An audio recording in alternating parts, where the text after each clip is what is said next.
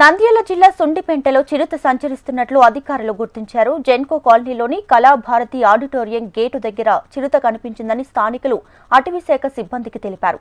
దీంతో CC camera ఫుటేజ్ను పరిశీలించిన అధికారులు చిరుత సంచారాన్ని ధృవీకరించి స్థానికులను అప్రమత్తంగా ఉండాలని సూచించారు.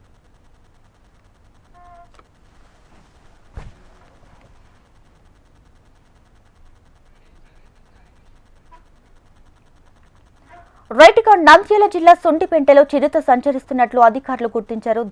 ఈ మేరకు ప్రజలను కూడా అలర్ట్ చేశారు. దీనికి సంబంధించి పూర్తి డీటెయిల్స్ మా ప్రతినిధి హరికిషన్ అందిస్తారు. హరికిషన్, దీపిక, నంద్యాల జిల్లాలోని సుండిపేట ప్రాంతం జెన్కో కాలనీలో చిరుత సంచారం జరుగుతోంది.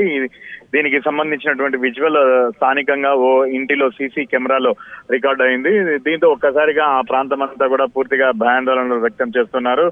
ఈ మధ్య తరచూ చిరుతల సంచారం కాలనీలో అలాగే ఈ చుట్టుపక్కల ఎక్కువైపోయిందని, దీనికి సంబంధించి తమకు ఇబ్బందికర వాతావరణం ఎదురవుతోందని చెప్పేసి సుండిపేట గ్రామస్తులందరూ కూడా ఆందోళన వ్యక్తం చేస్తున్నారు. ఇటు ఎలుగుబంట్లతో పాటు చిరుతల సంచారం అధికంగా పెరిగిందని చెప్పేసి కూడా వారు ఆవేదన వ్యక్తం చేస్తున్నారు. దీనిపై ఫారెస్ట్ అధికారులు సరైనటువంటి చర్యలు తీసుకోవడం లేదని కూడా ఆరోపిస్తున్నటువంటి పరిస్థితి ఉంది. అయితే ఫారెస్ట్ సమీపంలో ఉండడంతో ఇటు చిరుతలు కానీ లేదా ఎలుగుబంట్లు కానీ ఎక్కువగా కాలనీలోకి వస్తున్నాయని, మరోపక్క ఇప్పుడు ఎండల కాలం కావడంతో దాహంతో కానీ లేదా ఆకలితో కానీ జనారణ్యంలోకి వచ్చేటటువంటి అవకాశం ఉంది.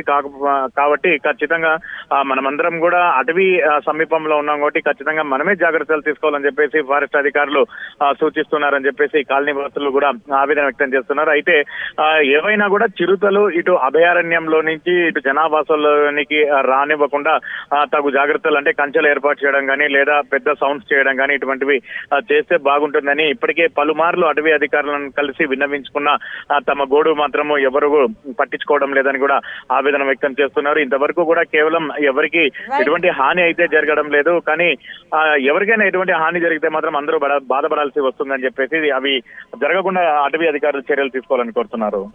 Right Harikishan, thank you.